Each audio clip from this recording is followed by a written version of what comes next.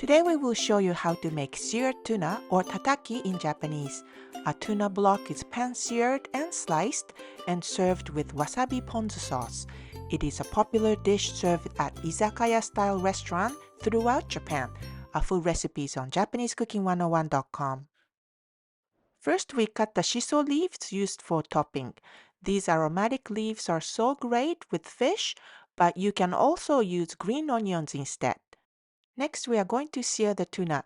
Hope you can find a fresh tuna block like this at your local market.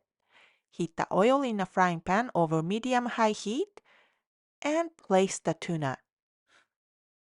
Sear the surface and rotate and make sure you sear all the sides, including top and the bottom. You don't cook it through, but the surface should be browned.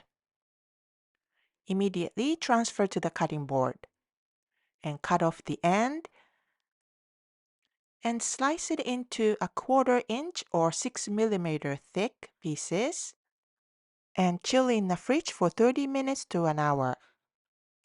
Meanwhile, we make the sauce. In a small bowl, add the soy sauce, lemon juice, and wasabi paste and mix well.